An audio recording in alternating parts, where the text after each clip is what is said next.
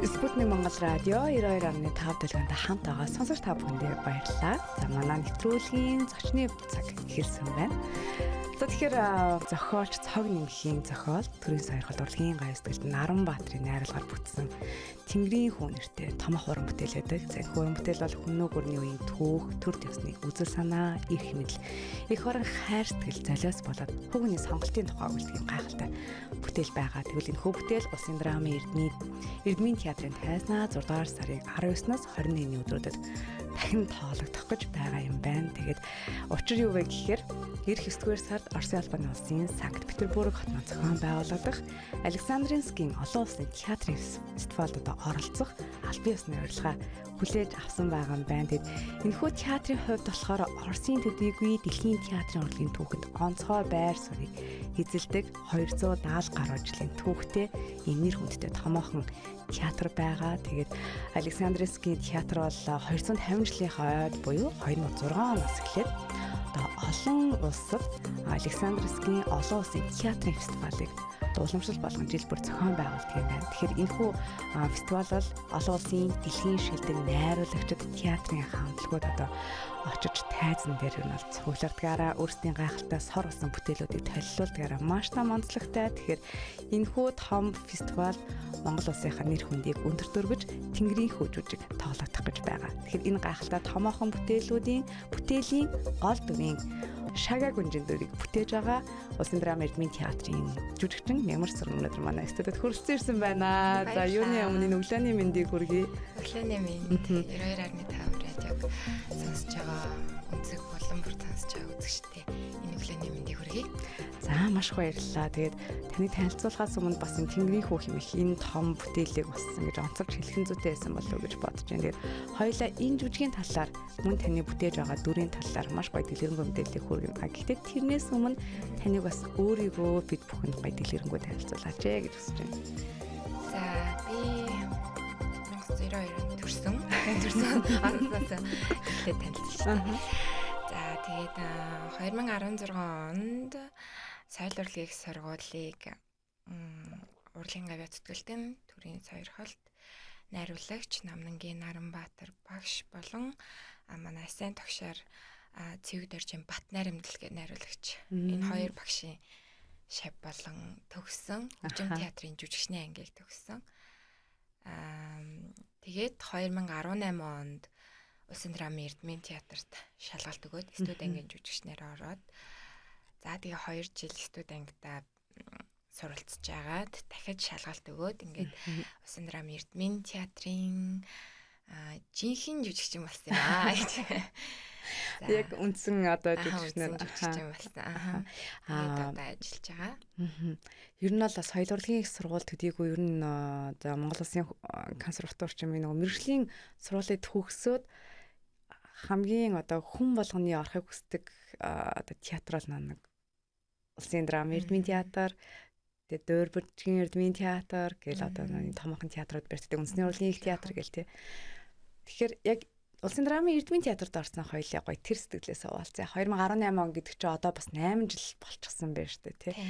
Тэгээд 2 жил одоо бидний ер нь бол энгийн хүмүүс бидний мэддгээр бол дадлал гэсэн үг л болчиход байна л да тий. 2 жил нь одоо студи анги гэхээр тий.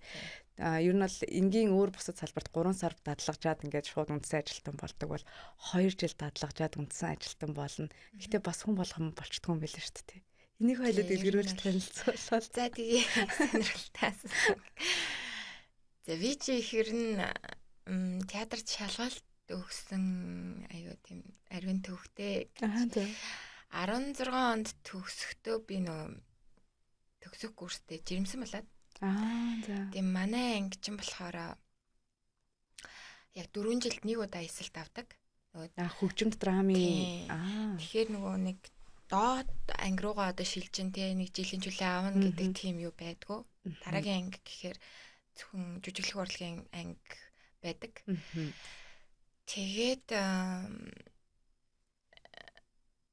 төгсөөд яг драмын театрт орно гэдэг яг тийм зорилготой байсан байхгүй юу. Яа тэгэхээр манайх нөгөө тухайн үед манай багш ерхий найрлагч байсан. Намнангийн Наранбаатар багш маань. Тэгээ тэрүүгээрээ ч юм уу бид нар ер нь айгуу тийм нэгдүгээр курсээсээ л драмын театрын жүжгүүдийн ингээ олонний хэсэгт ингээ ороод явдаг гэсэн. Тэгээ тэр нь илүү нөгөө нэг театрт орох хүслийг минь илүү ингэж төрүүлж өгсөн байхгүй. Анх яг нэгдүгээр курсэд ороод эцсийн зохиол зөвхөн чи гэж жүжиг анх тавигдчихсэн. Тэр жүжигт бид нар ангиараа маасанд орчихсан байхгүй. Олонний хэсэгт орж исэн. Тэгэл театр руу яваал оронгууд гэл үннэр ингээл ер нь амар юм татаад айгүй хүчтэй ингэж нөлөөлсөн. Тэгэл за би ер нь энэ газарт яг төгсөөл би энд л ажиллах юм байна гэдгийг ер нь нэгдүгээр курсээсээ л авцсан. Тэгээд төгсөөд жирэмсэн байсан учраас нөгөө шалгалт өгч болохгүй. Гэтэ би зүрсээр агаад ер нь өгсөн байхгүй юу. 16 онд гэсэн үг 2016. Тэгээд нөгөө манай студенгийн шалгалт чинь ингээд 2 туур явдаг. 2 юм 1-р тур, 2-р тур гээд тэгээ 1-р турда тэнцсэн хүүхэд нь 2 туурд ордог. Тэгээ 1-р турд нь болохоор дуу, бүжиг нэг нь юу ялаа та. Ингээ 3 чөлөөт номер ийм 3 юмар авч ирсэн байхгүй. Тэгээ 2-р турд нь болохоор монолог гэж жүжигийн хэсэг гээд ингээ явдаг. Тэгээд би нөгөө айгу том гидс маань том болцсон яг нэг төгсөөд дараа нь болохоор тэгээд нөгөө бүжиг хийх гэхээр айгу хэцүү. Тэгэл ямар ч хэсэг нэг дууга эхлүүлэл явж исэн чинь тухайн үед нөгөө шүүгчээр сувдаагш гэл одоо ингээд бүгдээрээ томчууд. Тэгэл дууга эхний бадгийн дуулаад эхэлсэн чинь за болно миний хөө гэл зогсооцаахгүй. Тэгээд сандраал яана яа зогсооч би мууд болчих яана би яасан болоо гэл. Тэгэл 2 дахь үзүүлбэр нөө бүжгийн үзүүлбэр байсан чинь нааг үзэхгүй гээд тэгээ би бас юм хийж үзэл чадаагүй. Тэгээд 3 дахь үзүүлбэр чөлөөт номер байсан. Манайх нөө төгсөлтийнхаа жүжигээр тунгалаг тамир мюзикл гэж байсан байхгүй. Тэгээд тэр хэсгээсээ үзүүлбэр бэлдээд тэгээ манай нөхөр чи манай ангихгүй юу. Тэгээд надад туслаад ингээд орж ирчихсэн. Тэгээд бас яг ингээл эхлүүлээл за болно гэж ерөөс үзээгүй. Тэгээ үзээгүй юм чи ойлгомжтой тэнцээгүй. Гэхдээ яг нэг сэтгэл санаар унаагүй ойлгомжтой би тийм ингээд яг төрөх болцсон ер нь төгссөн байсан учраас. Тэгээ сүүлд сонсохны яг нөгөө нэг эрүүл мэндийн шалтгаанаар тэгээд тайзан дэр ингээд хит ингээ ачаалтай тэгээд хит эмоц гаргаж агаад өвдөлт төрчүүл яах юм бэ болох байдаг гэдэг утгаараа зогсоогоод исэн мөлий. За тэгээд тэр маань гэхдээ амар туршлага болсон надад. Тэгээд төрөөд 2 жил хүүхдээ гоё гэртээ өсгөж харж агаад 2018 онд дараагийн студент шалгалт авахд би яг бэлдээд орчихсон. Тэгээд яг тэнцээд үнэхээр баяртайгаар тэгээд ажилд орж исэн да. Гоё түүх шүү дээ тий. Нэр нөгөө нэг дуучидаа хэлтийм билээ жирэмсэн үед дуулах нь асар юм өндөр ачаалал юм л өгдөг гээл тэгдэг штэ тий. Тэгэхээр нөгөө тэр том мундаг тэр туршлагатай хүмүүс ч надад мэдж байгаа штэ. Тэр зэсмэ эмгтэй уран бүтээлчд бол ингээд яаж ачаал өгж байгаа ямар байгааг нь мэдж байгаа учраас за хүүхдээ төрүүлээд нэг 50 амгалан тий нэг сайн ээж ууж агаад эргээд ирээ гэдэг бас тийм туршлагыг өгсөн байна. Тий. Тэр үед бас нэг жирэмсэн байсан гэдэг. Одоо тэр сайн уу сонсож байна уу? Надтай амар хайртай байсан. Тийм үү ямар хөөрх юм бэ. Нөхөр бас яг салбарын хүн дээр маш сайн ойлгодог бол. Энэ салбарт нэг болохоор бас ойлголцоод илүү амар байдаг бах тий. Тийм ер нь л. Тэгэл нөгөө жүжиг бүтэх явц тий бүх юмныг бэлтгэлж байгаа болохоор тий. Ямар их цаг хугацаа хөс тий хүч хөдөлмөр орж иж ингэж үзэгчдэд хүрдэг гэдгийг ойлгодог учраас их зүрхдэг. Нөхөр тэр үед өөрөө шалгалт өгсөн үү? Өөгүй харин намайг айгуу гоё намайг айгуу дэмжижсэн тийм өөрөө хаашаасаасан. Тэгээд өөрөө болохоор илүү нөө кино телевизийн чөлөөд айлаа чөлөөд уран бүтээл хийсэн байна шүү дээ тий. Аха. За 2 жил студент ангид байгаад маш их туршлага судлах байх л та тий. За тэгээд 2 жил студент байгаад үндсэн ажилтан болоход бас их том шалгалт өгдөг юм билээ. За энийг яаж өгч вэ? Манай студент ангид болохоор яг 6 хүүхэд тэнцээд за. Бас их олон хүмүүс бол тэнцдэг юм байна тий. Цөөхөн. Ер нь бол янз бүр. Янз бүр. Тухайн үеийнхээ одоо нөгөө нэг үнэхээр ур чадвартай байл одоо ороод л. Ур чадвар гээд тэр бүхнийг харгалзаж үзээд манад 6 хүүхд тэнцээд явцын дунд 2 маань сандараа гараад тийм үргэлжлүүлэхгүй болоод тэгээд ерөөхдөө бол дөрүүлээ байсан. Манай студ ер нь хамгийн бага тоотой студ анги байсан байхгүй юу? Бусад жилүүдийнхийг бодвол. За тэгээд манай студийн багшаар бол найдан дорж найруулагч байсан. Тэгээд асем тогш нь одоо Батуулт найруулагч гидсийг төгсөж ирсэн байсан. Тэгээд дөнгөж ирсэн учраас айгуу тийм том гоё хоёр хүний доор студ ангид суралцсан төгссөн. Тэгээд студ анги төгсөхдөө бид нар нэг жүжиг сонгож аваад тэгээд тэр жүжигээ яг ингээд жүжиг яаж бүтдэг яг тэрэн шиг ингээд өөртөө ажиллаад тэгээд экспертүүдэд үзүүлдэг гэсэн үг. Ерөнхийдөө уран сайхны зөвлөлд үзүүлээд за тэгээд өнгөө тавиулаад тэгэл тэнцэхгүй гэл шийдэгдэг гэсэн үг. Тэгээ манай студ болохоор аюур цаан зохиолч аюур цааны хойд насны болцоо гэж жүжигийг авч исэн. Тэгээ тухайн үед болохоор насны хувьд нөө жүжигийн зохиол нь айгүй зөрөөтэй. Ер нь бол нэг 40-45 насны тийм дөрүүдтэй байсан. Тэгээд тэрэн дээр ажиллахад бол бас жоохон хүндрэлтэй л байсан. Тэгээ дээрэс нь зохиол маань өөрөө нэмхэн 18 маягийн тийм зохиол. Тэгээд насны зөрөөтэй дээр нь тийм зохиолохоор маш тийм өөрөөсөө өөр байх шаардлагатай болсон. Тэгэл ямар ч юм хийгээд гарсан да. Тэгээд дөрүүлээ. Тэгээд тэр дөрвөөс маань 2 нь тэнцээд тэг үргэлжлүүлж ажилласан да. Бас чанга байна те. 4 арай цөөхүүлээ. За баг дөрүүлээ тэнцчих болоо гэсэн чинь 2 нь тэнцээд 2 нь гарна гэдэг бол ялтчгүй театрын урлаг. Ер нь бол урлаг бол ари алгагүй гэдэг нэг эндээс харагдах байх. Тэг уур чадвараа. Гэхдээ 2 жил туршлагачж явж байгаа бас тэнцэхгүй байна гэдэг бол амар хэцүү байдаг бах те. Та хэд явдчихсан хэдий тэнцээд үлж байгаа нь баяртай ч гэсэн нөгөө нэг хамт байгаа найз нөхдөд бас ингээл явуулахаас жоох хэцүү. Манай ч ер нь тэгээд ажлын хүн гэхээс илүү баг хамаатнаас илүү байдаг штэ тий. Гэр бүл шиг байдаг штэ. Болцгооцсон бүгдээрээ нэгээ маш сайн мэддэг болцгооцсон. Бүх цаг үеийг ингээл ажил дээрээ өнгөрөөж байгаа тий. Хоёр гэрэл юм да тий. Мигмар суран яг ингээд яриагийн сонсохоор яг энэ мэрэгжилтэй бүр ингээд юм хайртай байгаа чинь ингээд мэдэгдэж байгаа аахгүй. Тэгэхээр ер нь яагаад жүжигчин болох тэр дундаа юм мюзиклийн жүжигчнийг мэрэгчлийг сонгосон юм бэ? Миний бодлоор мюзиклийн жүжигчин илүү хэцүү болоо гэж бодож байна. Яг нөгөө дуулах ур чадвар бас асар өндөр байх хэрэгтэй байх тий. Ер нь жүжигчний мэрэгжил аягүй хэцүү санагддаг л да. Олон талын авьяастай байх хэрэгтэй. Гэтэ энэ дундаас мюзиклийн жүжигчин гэдэг нь илүү жоох хэцүү юм болоо. Яагаад энэ жүжигчин болсон юм бэ? Хин нөлөөлөв? Би бас мэрэгжил сонголт маань бас аягүй сонирхолтой бас болсон. Багасаа одоо нэг жүжигчин болно гэж бол бодоагүй. Гэхдээ би багасаа одоо ингээд бодохоор багасаа аягүй олон төрлийн юмд ийм сонирхолтой байсан байхгүй юу? Нэг юмыг ерөөсөө ингэж дагнаж тэрийгээ бүр ингээд амар эцсийн тулталтай ингэж сурхаасаа илүүтэй ингээд олон төрлийн юмыг мэддэг байхыг аягүй чухалчилдаг байсан.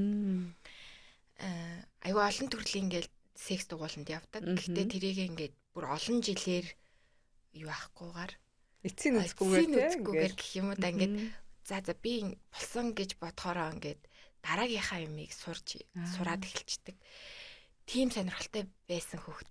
Тэгээд яг хөө мэдээж 10 жилтэй байхдаа урлаг соёлынхаа бүхэл арга хэмжээнд оролцоод явдаг байсан. Тэгээ яг төгсөөд мэрэгжил сонголтын дээр болохоор би барилгын архитектур гэж бодчихсан байхгүй юу? Уулна. Тий, шал тийсүү. Эсвэл интерьер гэл тийм ерөөсөл тийм зурагтэй тийм тал байгаа. Тэгээ хувцас дизайн гэл ерөөсөл тиймэрхүү юм badал. Гэхдээ бас яг урлаг руу л юм байна. Тэгээд би соёл урлагийн их сургууль одоо бол соёл урлагийн их сургуулийн дэлгэцийн зураачийн анги гэж явдаг болсон баха одоо. Тухайн үед болохоор соёл урлагийн их сургуулийн дэрэгдэх төрслөх хурлын сургууль гэж байсан гэдэг нэртэй гэсэн.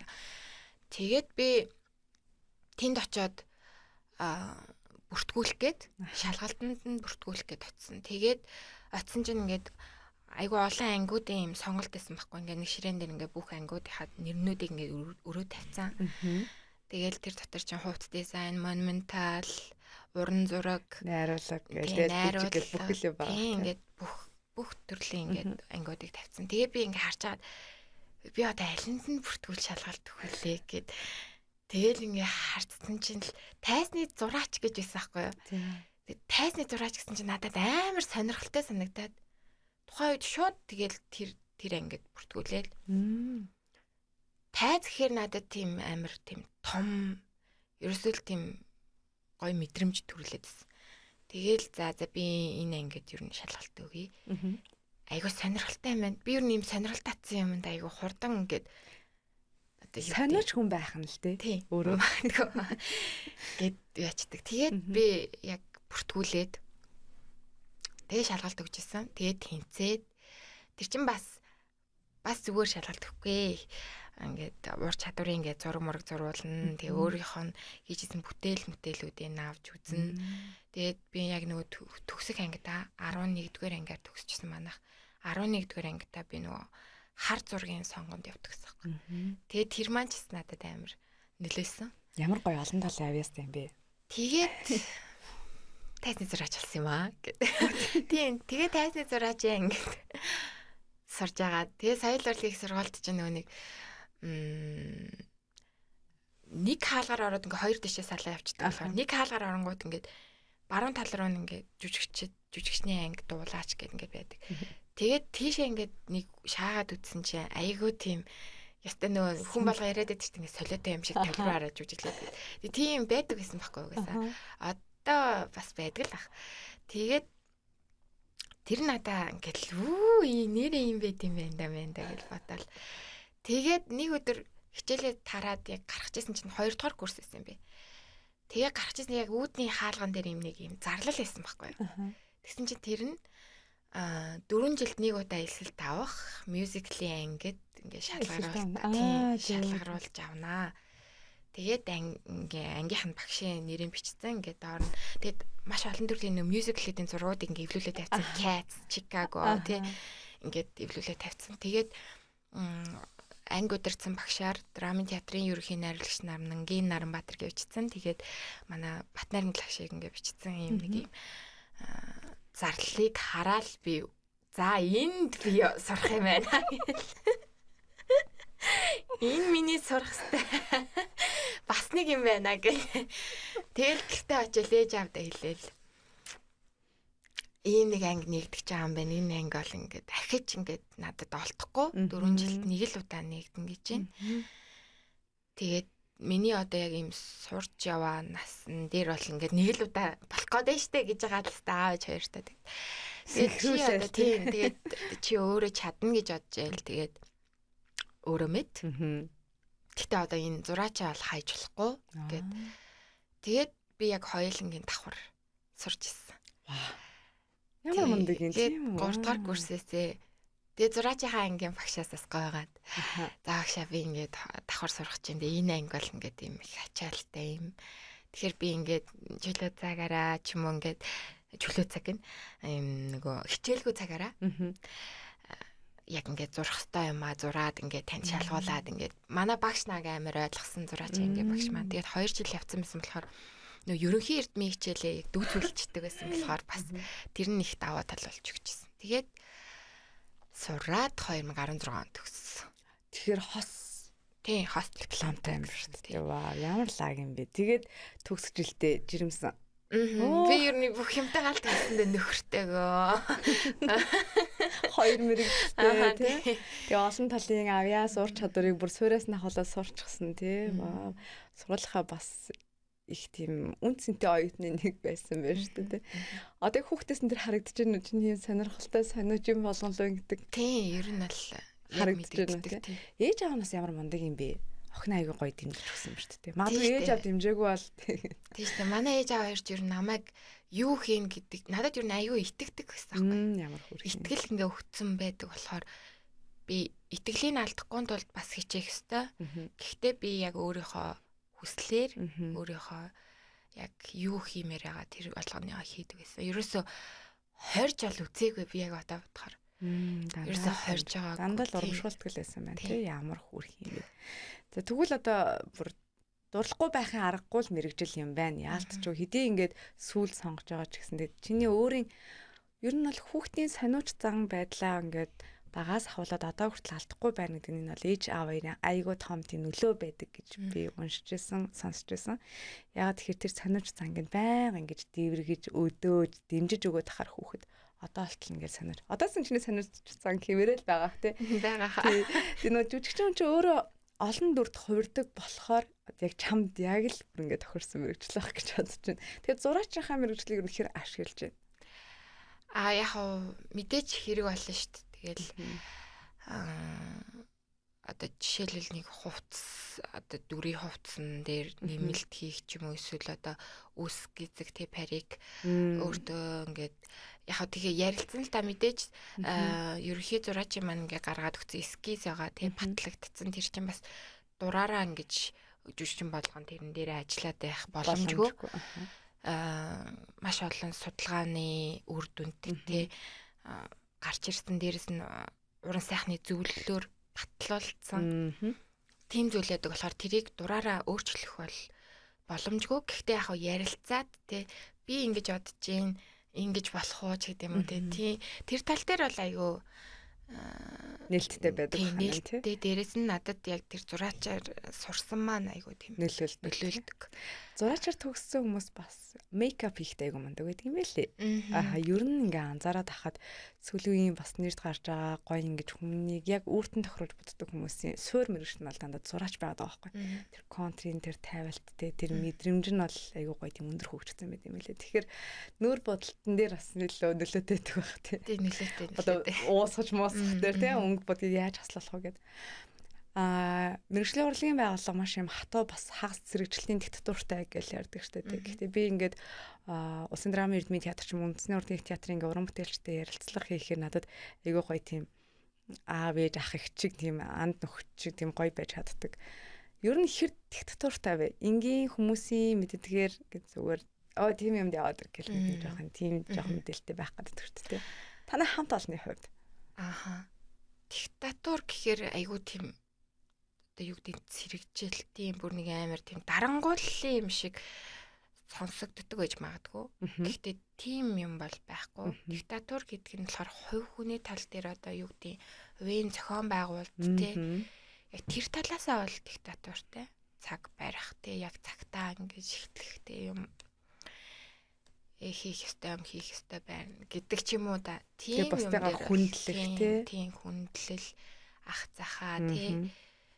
Тийм юм бол байдаг. Мэдээж тодорхой хэмжээнд байдаг. Гэхдээ бусад хүмүүсийн яг шууд ойлгодгоор одоо жоохон дарамт те нэг юм цохих те шанаа өгөх гэдэг чинь нэг ахын дүүдээ гэдэг шиг. Тийм юм бол их байдгүй. Тийм. Бид нөгөө өөрсдөө ингэж байна л та нөгөө нийгэмд шаардлага гэдэг зүйлийг бид нэг хүн дээр тусгаж авдаг болсон. Яг үндэ бол нөгөө ажлын шаардлага, хариуцлага гэдэг зүйлийг ухамсарлах хэрэгтэй байдаг. Тэгээд диктатур гэхээр ингээл тий гар утгч юм уу нэг юм хүчирхийлэл байлгаад байт юм байна. Яг үнэндээ бол энэ таны хэлж байгаагаар цаг барилт байна. Тэгээд үрээ маш сайн гарах тэр нөгөө нэг юм тасгал сургуулиудууд байна. Ах захаа мэдлэх, өв соёлоо хүндэтгэх нөгөө тийм зүйл маш сайн байдаг болов гэж бодож байна. За тэгээд Улсын драмын эрдмийн театр энэ жил 95 жил тохиож байгаа. Тэгээд Монголын бас ууганд томоохон байгууллагуудын нэг. Тэгээд энд орох нь өөрөө маш өндөр одоо бахархал төрүүлсэн нэр төрийн хэрэг байдаг байх. Энэ бол шин залуу хүүхдүүд хэрэг хэлсэж орж байна. Сүүлд манайх студент авснаас хойш одоо жил болох гэж байна. 5 сайхан шижгэнсэн залуу байдаг. Манай студент тийм тэгээд одоогоор дараагийн студент авах болоог байгаа. Жил болго авдаг юм уу тий? Жил болго авахгүй. 2 жилд нэг удаа авдаг. Нөгөө өмнөх эстүүд нь нөгөө түрүүний миний хэлдгээр шалгалтаа өгөөд тэгээд тэмцэхгүй ингээд шийдэгдсэний дараа шинэ эстүүд анги авдаг тий. Хичнээн хүнтэй вэ? Одоо ер нь хичнээн уран бүтээлчд байдаг вэ? Улсын драмын эрдмийн театрт? Нийт ажилтаа албан хаагчид гэх юм бол 120 гар байдаг. Зөвхөн уран бүтээл ингээд харьяалагддаг гэх юм бол одоо нэг 40 41 40 байгаа. Шолон хүмүүс ажиллаа зөвхөн тайзнаар гарч байгаа уран бүтээлчд биш. Биш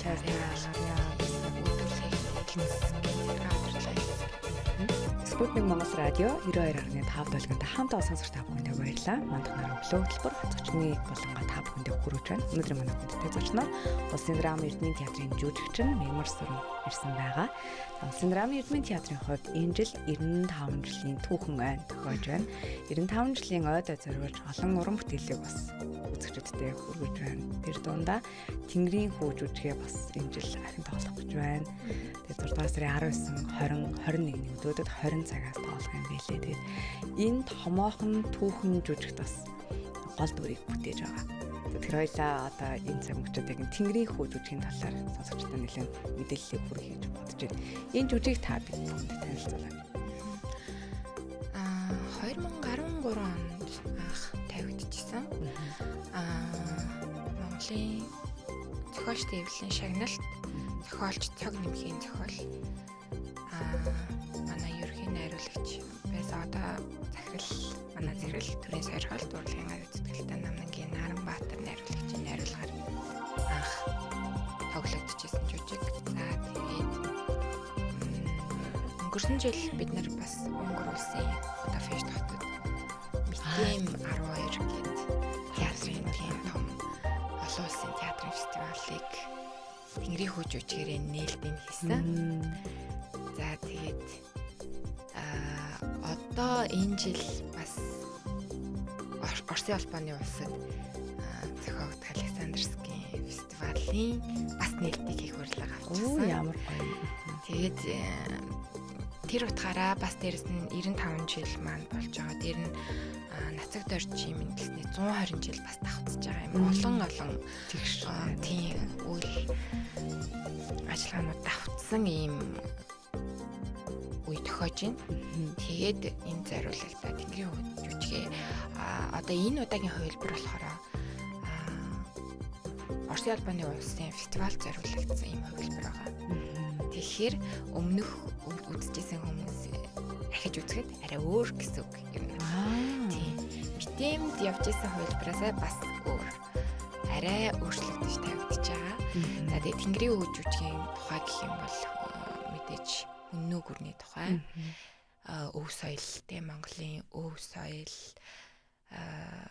бүхэл одоо үзэл санаа тийм ийм зүйлийг харуулсан маш тийм гоё түүхэн туйлсан жүжиг байгаа.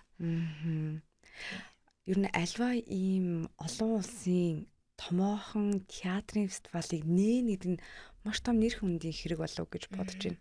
Альва нээлт чинь ер нь өөртөө ч саад үзэхэд те нээлтийн хамгийн ихний номер хамгийн л бид нар чинь ингээл супер гэсэн номероо тавьдаг шүү дээ. Тэг яг үнтэй адилхан юм олон улсын театрын фестивалыг нээнэ гэдэг нь бол маш том нэр хүндийн хэрэг байх.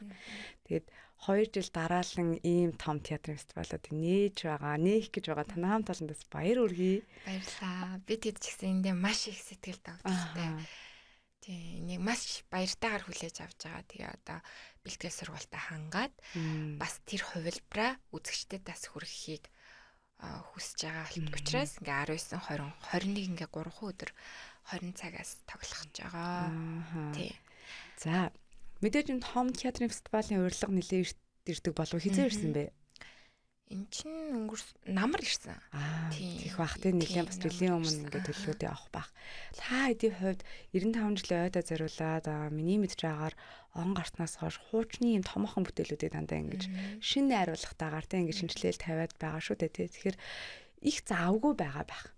Яг энэ Тэнгэрийн хүү жүжигийг ер нь хэр удаан одоо тасгал сургуульд хийж бэлдэв. Сая 6 сард хүртэл царцааны амжилтыг томоохон жүжиг тавьсан шүү дээ тий. Тэрний өмнө өгүүлэг зайр гэд. Ер нь бол манайх ингээд жүжигийн юунууд маань тасрахгүй явж байгаа. Тэгээд дээрэс нь нацад орж 120 жил зориулаад жаргаагүй нар жүжиг маань бас намар тоглогдно. Тэрний сургуульд бэлтгэл сургуульд орсон. Гэт ер нь бол бэлтгэл сургуульд ингээд араараасаа яг ингээд хуваарийн дагуу явагдаад байж байгаа. Тэгээд Тэнгэрийн үе жүжигийг болохоор Митэмд явж ирснээсээ хойш бол сургуульд яг ингээ хувьдаа тий ингээд байжсэн. Дээрээс нь ингээ дөрүүд маань өөрчлөгдөөд ингээд өөр хүмүүс нөхөлт эсвэл ингээ шинээр ингэж орж ирж байгаа хүмүүс байсан учраас одоо яг бэлтгэл эхлээд нэг 10 хонжинууд 14 хонжин ер нь ширээний уншлагтайгаа нийлээд. Одоо өнөөдөр ч гэсэн одоо 10 цагаас би бэлтгэлдээ орно. Тийм сургуульд л ийм цагийн хуваартай явдаг. Дүрийн поструудыг харсан. Шинэ залуу гоё ингээд уран бүтээлчтэй хамтдаа бас туршлагатай бас мундаг акулууд бас хамт байгаа юм байлээ. Мэдээж тэдгээр туршлагатай уран бүтээлчдээс маш их зүйлийг сурах байх л та. Тэгээ шинэ залуу хүмүүсээ бас ингэж оруулаад дүрийн сонголтын дээр шинэ хүмүүс орж иж байгаа нөгөө театр тайртай хүний хувьд бол маш их таалагдж байгаа. За таны бүтээж байгаа Шагийн гүнжийн талаар хоёлаа бас гоё дүрээ танилцуулъя. Мэдээж түүхэн дүр бүтээх нь тухайн уран бүтээлчээс маш их юм судалгаа, уур чадвар, хоёрын зохион байгуулалт шаардах байх. Тийм. Анхны түүхэн дүр үү? Тийм анхных. Ер нь бол одоо ингээд альва жүжигт ганц түүхэн гэлтгүү те альва жүжигт ингээд өөрөө анхны дүрээ ингээд дүр зарладаг байхгүй манайх чинь ингээд тэр чинь бас баяр төөл явдал. Тэгээд ингээд дүр зарлахад анхны дүрээ аваад тэрэн дээр ажиллах дээрээс дараа нь ингээд олон ингээд мундаг жүжигчдийн те тоглоод ингээд үзэгчдэд хүргэцэн дүрийг дахиад араас нь тоглох гэдэг бол айгүй хоёр өөр тийсэн доо. Дээр нь тэнд найруулагчийн өөрийнх нь хэлсэн замчаан задаач байна тий ингээд ийм байх ёстой энэ дүр гэсэн. Тэрэн дээр тэр жүжигч өмнө нь ажиллаж байсан жүжигчний маань өөрийнх нь ажиллагаа нэмэгдсэн байгаа тий. Тэгээд тэр нь ингээд үнэхээр гоё амжилттай үзэгчдэд хүрсэн. Энэ дээр би одоо өөрөө орно гэхээр энэ дээр бас миний өөрийн ажиллагаа нэмэгдэх ёстой болно. Ер нь ингээд маш олон хүчин зүйлүүд нөлөөлж нэг юм дүрийг босгож ирж байгаа. Тэгээд миний хувьд болохоор энэ Шагийн гүнж дээр хамгийн анх ганцхан их тоглолжсэн. Дараа нь жүжигчин Баярмаагч маань тоглож исэн. За тэгээд Намууна тэгээд сүүлд бол ингээ хулыгч маань тоглосон. Одоо манай Митими нээлтэн дээр л хулыгч тоглосон. Тэгээд одоо энэ удаа л миний бие энэ төр дээр ажиллаж байна.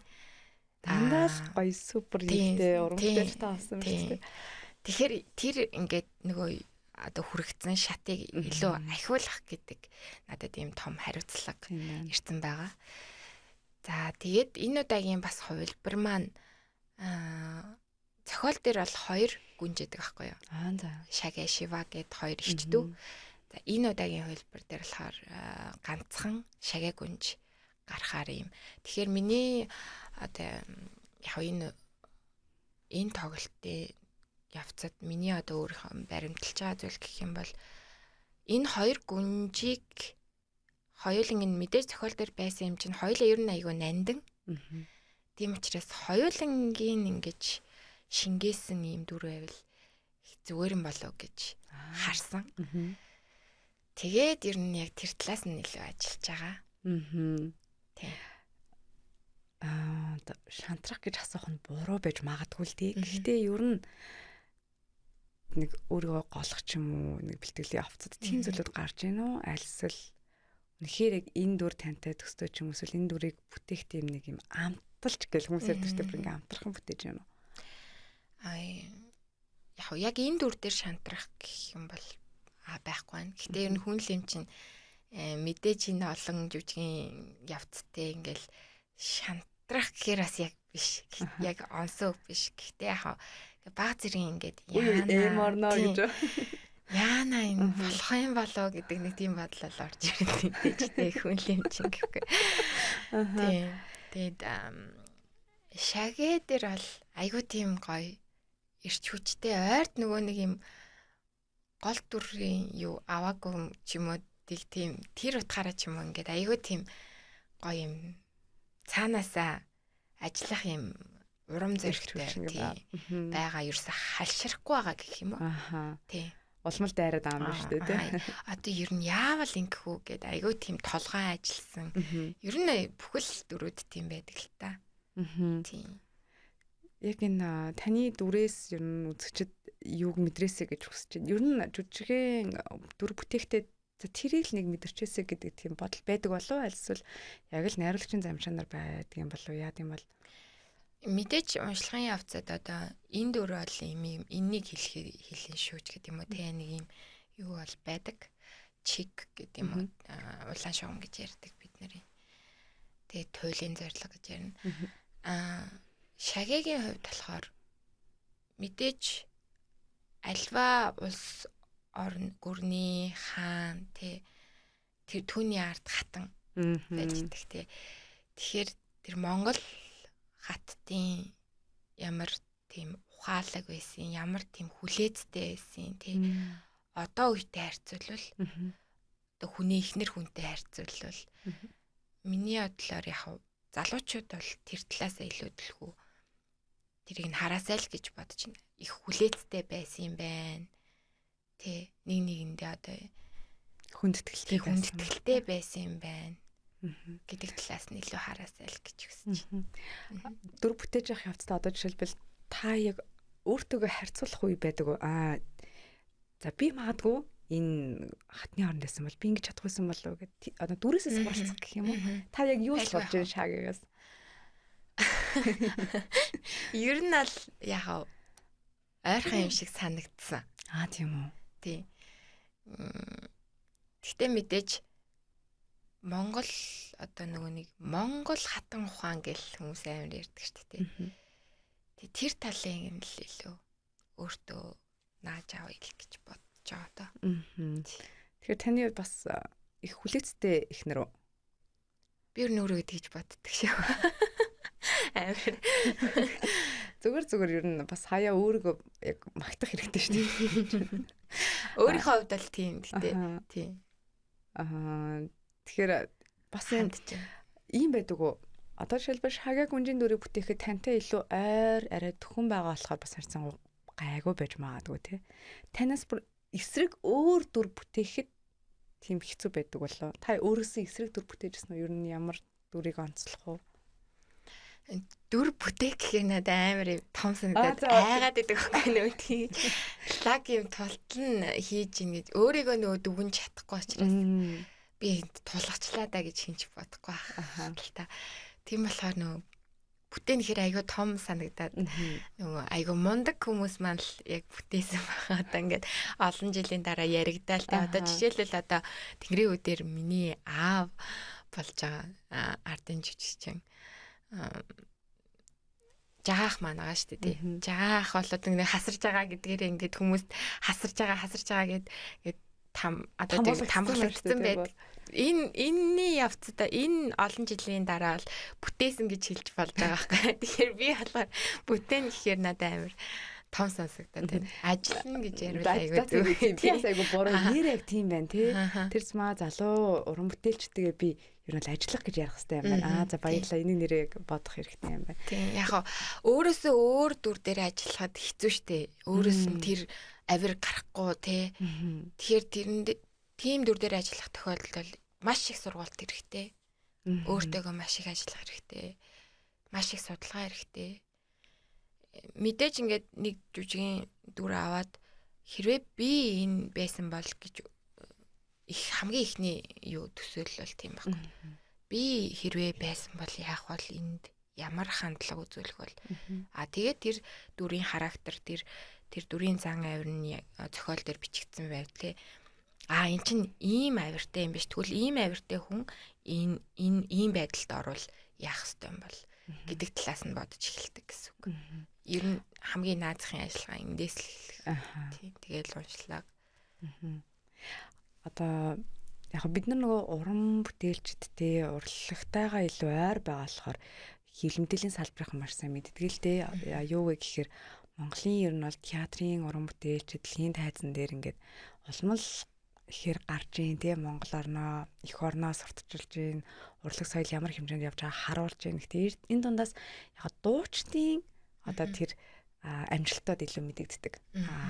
Театрын уран бүтээлчд болоо төгжимчдийн манд уран бүтээл тэр амжилтууд нь нэг тэг сонсогдоод байдаггүй. Гэхдээ үнэн хэрэгтээ бол жишээлбэл Улсын драмын эрдмийн театраар тооцоод үзэхэд жил болгон юм том ахын фестивалуудад байнга оролцдог. Тэгээд нээж байна гэдэг нь өөрөө энэ айгүй том амжилт гэж ерөнхийдөө харж байна. Тэгэхээр энэ тал дээр та юу гэж боддог вэ? Ер нь яг юм театрын уран бүтээлчд маань жоохон карьер хөөх гэх юм уу? Тэр тал дээр жоохон дутмаг байгаад байна уу? Та хэдээс өөртөөс нь шалтгаалаад байдаг юм уу? Аль эсвэл яг мэрэгжлийн урлаг учраас мэрэгжлийн дагуу илүү этиктэй байх ёстой учраас дээрэс нь цаг наргүй ажиллаж байгаа учраас тэрэндээ баригдаад байдаг юм уу? Ер нь таны хэлсэн бүх хүчин зүйлүүд нөлөөлнө. Дээрэс нь бид нар чинь маш цаг наргүй учраас өөр уран бүтээл зориулах тийм цаг бас тэр чин цаанаа ингээ баг хамт олон хүлээж байгаа. Тэгээ надаас олж тэр ингээд хоошлоод хайж болохгүй гих мэт. Гэхдээ яг манай залуучууд маань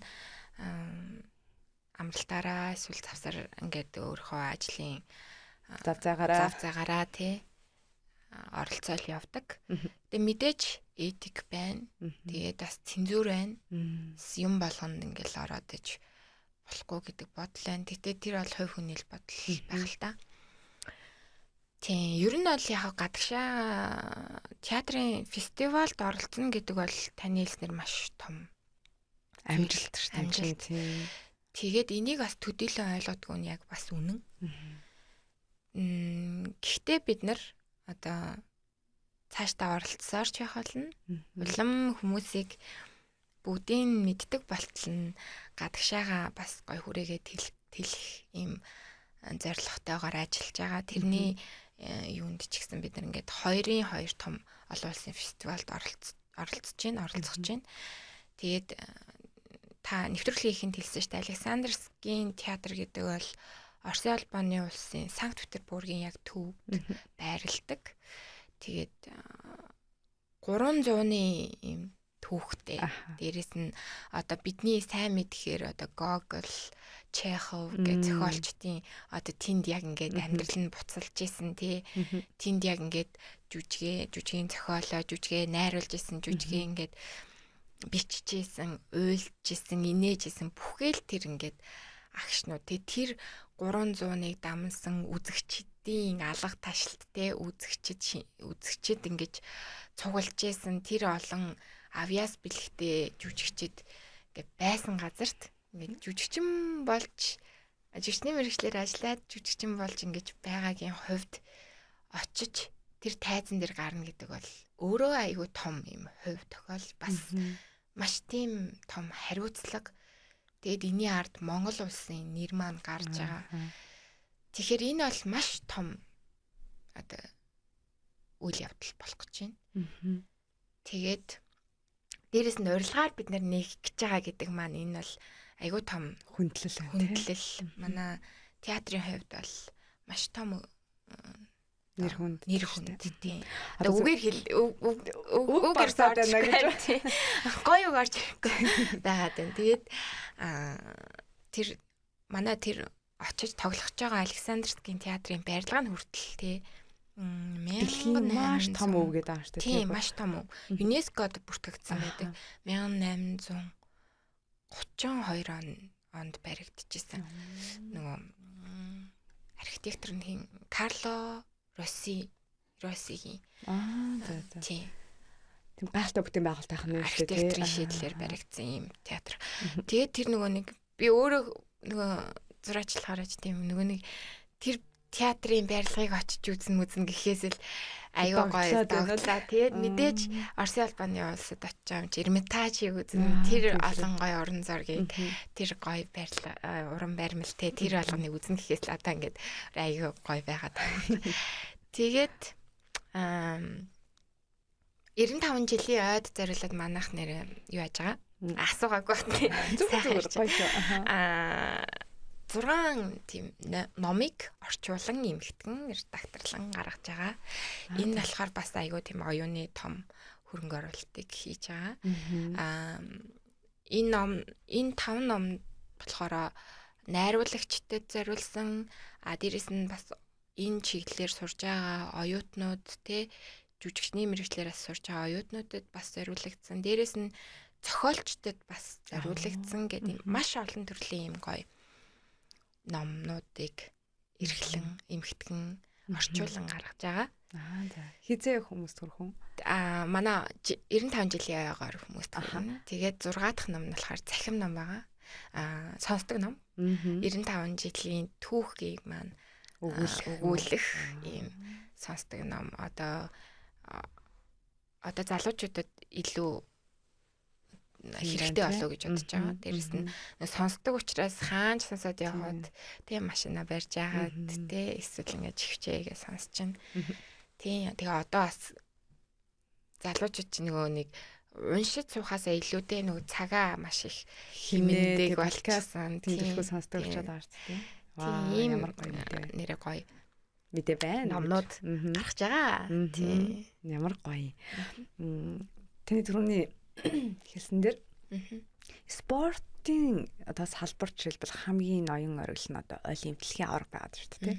Тэгэхээр театрын урлагийн салбарт одоо дэлхийн театрын одоо түүхэнд онцгой байр суурь эзэлдэг тэдгээр одоо яг театрын үлгийн нутагт тайзан дээр гарна гэдэг бол энэ яг л олимпиад юм бол зүрлэх юм да тий. Ийм гайхалтай. Тэгээд энэ дээр мэдээж уран бүтээлчд маш их сэтгэл тогтлон байгаа болов гэж бодож байна. Тэгээд яг энэ дэлхийд онцгой байр суурь эзэлдэг бүр 270 гаруй жилийн түүхтэй бүр дэлхийн театрын өвс соёл нутаг үлгий болсон одоо Санкт Петербургт тоглогдох Тэнгэрийн хүүд жүжигийг бид нэр эрт үзэх хэрэгтэй юм байна. Тэгэхээр таныг одоо бас энэ тоологдох гэж байгаа өдрийг бас ахин нэг гоё хэлээд тэг үзэгчдийг маш гоё уриалаад тэг театрт юу хайрцангуй маш их хүмүүс хайртай байдаг болов гэж би боддгийн.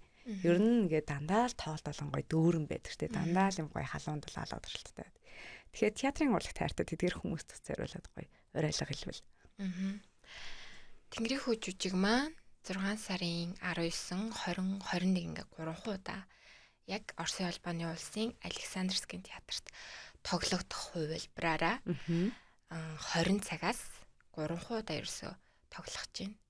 Тэгээд та энэ жүжиг үзснээрээ мэдээж Монгол тийм үндэсэрхэг үзлийг илүү ингэж бадрааж их орноо ер нь бол ингээд би яг юунес бид үүсэлтэй юм бэ бидний өв соёл ер нь юу юм бэ тэр бүхнийг ирж харах болно.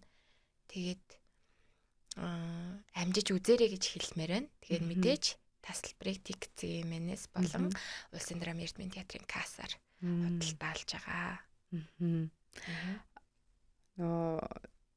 Бид нар түүхээ мэдчихэж ирээдүгөө илүү мэднэ те. Тэгэхээр одоо сүүлийн жилүүдэд бид нарт бас айгүй гоё өгөөж өгж байгаа зүйл нь юу гэхээр бид нар дэлгэцэн болоо театрын бүтээлүүдээс те шууд үзээд тэр дорн ингээд ухаарлыг өмнөх түүхээ өөрсдийгөө одоо ямар байгаад байгаа гэдэг тэр дүн шинжилгээ хийх юм айгүй томоохон боломжийг түүхийг нөгөө мэдэх томоохон боломжийг олгоод байна л та. Тэгэхээр Тэнгэрийн хүү жүжигийг өмнө үзэж байсан за ерөөсө огт үзээгүй тэр дундаа залуучууд маань бас төлхөө үзээсэй гэж хүсэж байна.